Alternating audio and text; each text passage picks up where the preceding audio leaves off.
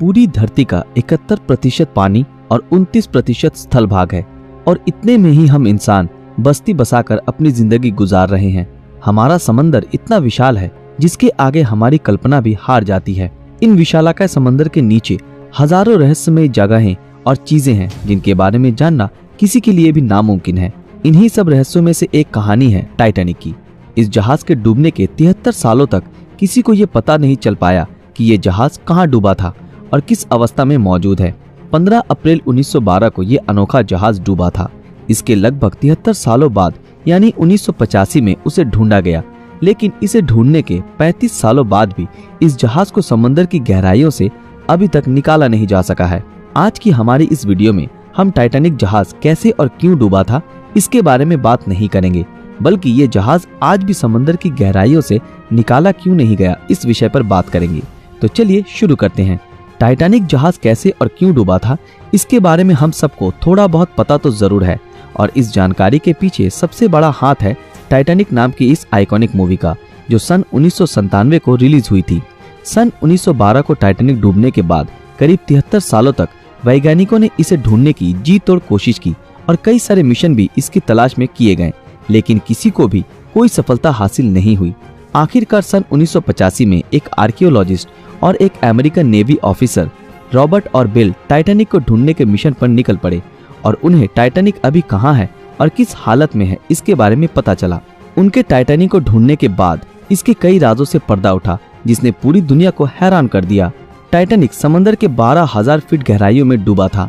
Official report के मुताबिक ये जहाज डूबने से पहले सही सलामत थी, लेकिन जैसे जैसे टाइटैनिक समंदर की गहराइयों में समाती गई वैसे वैसे ये जहाज 2 हिस्सों में टूट गया। लेकिन ऐसा क्यों हुआ? टाइटैनिक द न्यू एविडेंस की रिपोर्ट में ये बताया गया कि टाइटैनिक आइसबर्ग से टकराने के बाद नहीं डूबी थी। टाइटैनिक में आग लगने की वजह से ये डूबा था। खोजियों को जब इस जहाज का मलबा मिला तब उन्होंने ये पाया कि इसमें मौजूद बहुत सी चीजें वैसी की वैसी ही हैं। इस जहाज को बाहर निकालने की बहुत कोशिशें की गई, लेकिन शायद सब लोग ये जान गए थे कि इससे वापस बाहर निकाल पाना नामुमकिन है। आज की एडवांस टेक्नोलॉजी की मदद से भी टाइटैनिक को निकाला नहीं जा सका है और ये समंदर की गहराई में आज भी मौजूद है। आमतौर पर किसी भी जहाज को समंदर के नीचे से जैसे निकाला जाता है, टाइटैनिक को उस तरीके से निकाल पाना मुमकिन नहीं है, क्योंकि ये 2 हिस्सों में टूटकर डूबा था। लेकिन हाईटेक सबमरीन और पावरफुल मैग्नेटिक सिस्टम की मदद से शायद उसे निकालने की कोशिश की जा सके, पर इन कामों में बहुत सारी मुश्किलों का सामना करना पड़ेगा, जिसमें सबसे पहला है टाइटैनिक का वजन, जो करीब 1.43 लाख टन है, जो बहुत ही ज्यादा है। और इसके बाद आता है पानी का दबाव, जो जहाज के वजन को और भी कई गुना बढ़ा देता है। टाइटैनिक जिस जगह डूबी थी उस जगह की गहराई बहुत ज्यादा है और उस जगह से मात्र 1 स्क्वायर फीट की किसी भी चीज को सतह तक लाने के लिए करीब 392 किलो न्यूटन फोर्स की जरूरत पड़ेगी। लेकिन वैज्ञानिक आज तक इतनी पावरफुल मैग्नेट या सबमरीन बना नहीं पाए हैं जो इतनी आसानी से इतने गहराई से टाइटैनिक को बाहर निकाल सके। शुरुआत में वैज्ञानिकों के पास टाइटैनिक को बाहर निकालने का कोई प्लान नहीं था, इसलिए उन्होंने कई मजेदार तरीके ट्राई किए टाइटैनिक को बाहर निकालने के लिए, जिसमें सबसे पहला पिंग पोंग बॉल की मदद से टाइटैनिक को रिकवर करने का प्लान सोचा। जी हाँ दोस्तों, आपने बिल्कुल सही सुना, पिंग पोंग बॉल। वैज्ञानिकों ने ये तरकीब लगाई कि वो डूबे टाइटैनिक जहाज में पिंग पोंग बॉल भर देंगे ताकि ये बॉल ऊपर की तरफ दबाव डाले और ऐसे करके सबमरीन या फिर बड़े मैग्नेट की मदद से जहाज को बाहर निकालना मुमकिन हो। लेकिन तब वैज्ञानिकों के दिमाग में ये बात नहीं आई कि ये पिंग पोंग बॉल समंदर की गहराइयों तक जाते ही पानी के दबाव से फट जाएंगे। तब वैज्ञानिकों ने बड़े बड़े बलून्स की मदद से इस काम को अंजाम देने की परिकल्पना की। उन्होंने ये सोचा कि अगर हजारों लाखों बलून्स में हीलियम गैस भरकर इन बलून्स को जहाज से बांध दिया जाए तब ये बलून्स ऊपर की तरफ दबाव डालेंगे और ऐसे करके टाइटैनिक को निकाला जा सकेगा। लेकिन तब वैज्ञानिकों ने ये नहीं सोचा कि इतने गहरे पानी में इन बलून्स में हीलियम गैस कैसे भरी जाएगी, और ये भी एक फ्लॉप आइडिया था।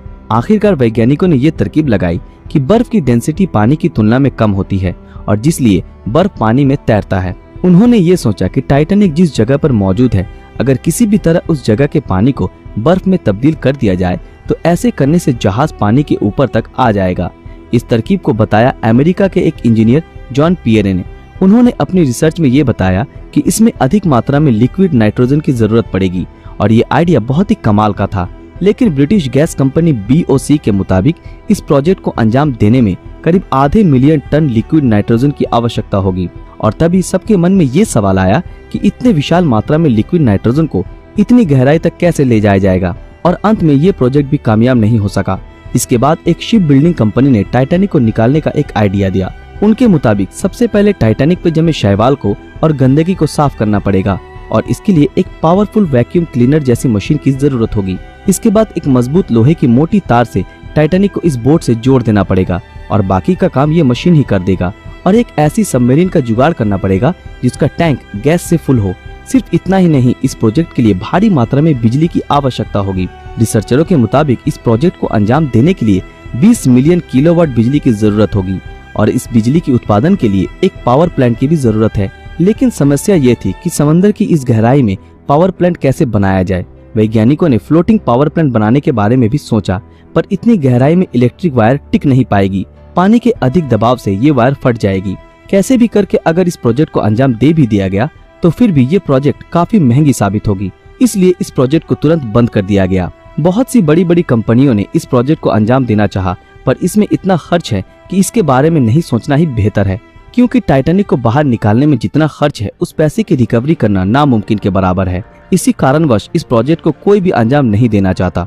अगर कोई कंपनी इसे निकालकर म्यूजियम में रख भी दे तो भी इसमें किए गए खर्च को रिकवर करने में 100 साल से भी ज्यादा का समय लग जाएगा। हालांकि इस अनोखे जहाज से लोगों की इमोशंस जुड़ी है, लेकिन फिर भी कोई कंपनी इतना बड़ा रिस्क लेना नहीं चाहती। वैज्ञानिकों के मुताबिक बैक्टीरियाओं ने इसके मलबे को खोखला कर दिया है और आने वाले कुछ सालों में ये बैक्टीरिया टाइटैनिक को पूरी तरह तहस नहस कर देंगे। सिर्फ इतना ही नहीं, टाइटैनिक बहुत से सामुद्रिक मछलियों का घर बन चुका है। इसलिए यूनेस्को ने साल 2001 में टाइटैनिक को under water cultural heritage protected site declare कर दिया है। कहा जाता है कि इस जहाज को निकालने में जितना खर्चा होगा उतने पैसे में दूसरी और भी बेहतर जहाज खरीदी जा सकती है और कोई भी कंपनी ऐसी बेवकूफी करना नहीं चाहेगी। वैसे तो इस जहाज को कभी समंदर की गहराइयों से बाहर नहीं निकाला जा सकता और अगर ये जहाज ऐसे समंदर में आने वाले दिनों में भी टिकी रही तो हमारी आने वाली नस्ल भी इसकी रहस्यमयी गाथाओं को जान पाएगी। दोस्तों, आज के लिए बस इतना ही। उम्मीद करते हैं आज की हमारी ये वीडियो आप लोगों को पसंद आई हो। तो फिर मिलते हैं आपके साथ अगले वीडियो में। अगर ये वीडियो आप लोगों को अच्छा लगा तो इस वीडियो को लाइक, कमेंट और ज्यादा से ज्यादा शेयर जरूर करें। वीडियो देखते रहने के लिए शुक्रिया।